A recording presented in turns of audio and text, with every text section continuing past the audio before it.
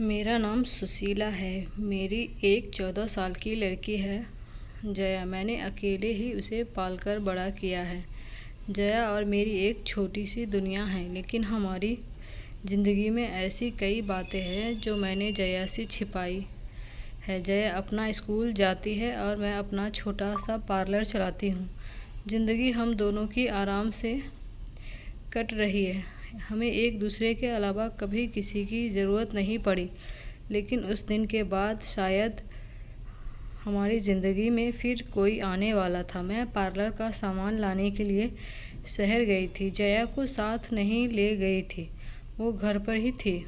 ज़िंदगी में ऐसा होता है, कभी कभी अचानक ही हमें कुछ सरप्राइज़ दे देती है। मेरे सामने अजय था। एकदम अचानक ही आकर वो मेरे सामने आ गया। उसके लिए भी यह शायद ही था। हम दोनों एक दूसरे को देखकर एकदम चुप हो गए। इतने सालों के बाद मिले थे, लेकिन बात करने को कुछ नहीं था। अजय वो था जिससे मैं शादी करना चाहती थी। हम दोनों एक दूसरे से प्यार करते थे, लेकिन हमारी किस्मत की वजह से हम दोनों साथ नहीं रह पाए।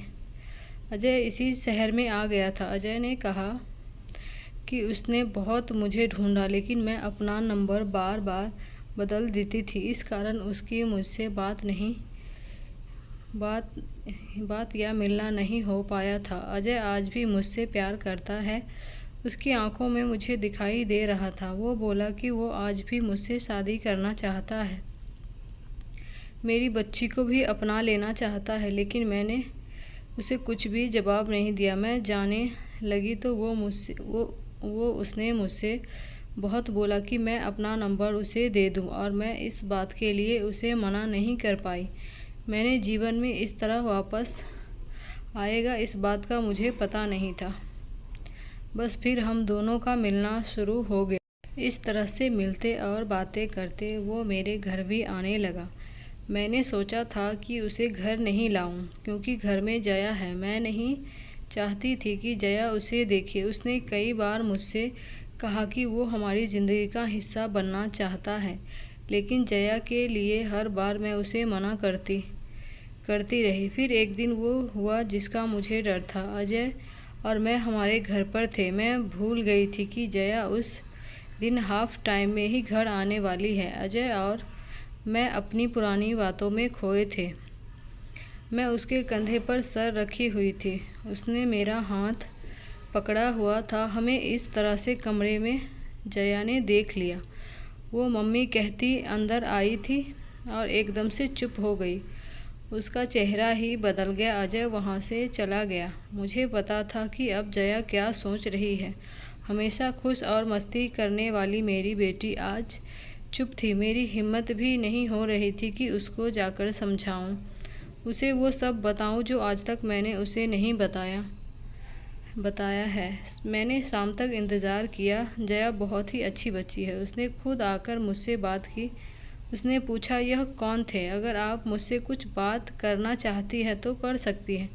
जया ने फिर मुझसे पूछा, आपने जो आज तक कहा वो मैंने माना है। मुझे लगा कि आप हमेशा मुझे सच बताती है और मुझसे कुछ छिपाती नहीं है। मैं चाहती हूँ कि आप मुझे इस बारे में भी बताएं।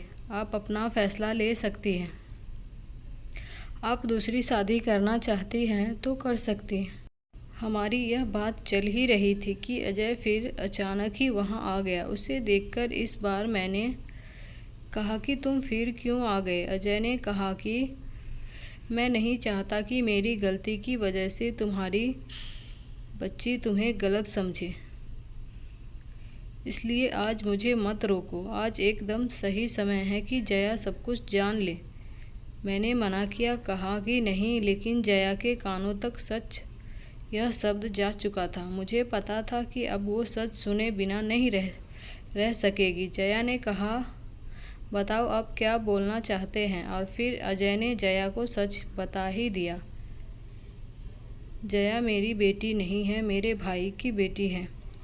एक दुर्घटना में मेरे भाई और भाभी चल बसे। तब जया सिर्फ 9 महीने की थी। हमारे माँ बाप पहले ही चल बसे थे और वो दोनों भी मेरी सारी ज़मीन बेचकर उसे वहाँ से लेकर मैं यहाँ दूसरे शहर आ गई। अजय ने कहा, यह तुम्हारी बुआ है और हम दोनों की शादी होने वाली थी।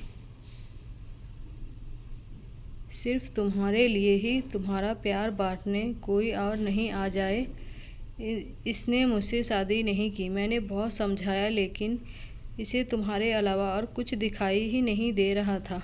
बहुत सालों बाद मिले तो हम एक दूसरे से बात करे बिना नहीं रह पाए। मैं इसे आज भी कह रहा हूँ लेकिन अभी भी यह मना करती है। जया सुनकर मेरी तरफ देखती है और पूछती है, यह क्या बोल रहे हैं? कहो कि यह सब झूठ बोल रहे हैं। मेरी आंखों से आंसू निकलने लगे।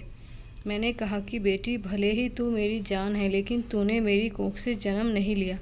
मैं चाहती थी कि तुझे यह बात बता दूं लेकिन इस तरह से आज बताना पड़ेगा, मैंने सोचा नहीं था। जया यह सुनकर मेरी तरफ दौड़कर आई, मुझसे लिपट गई, रोते हुए बोलने लगी, क्या बोलूं बुआ, माँ या भगवान। मैंने कहा, तू मेरी बेटी है और मैं तेरी माँ, बस यही सच है और यही रहेगा।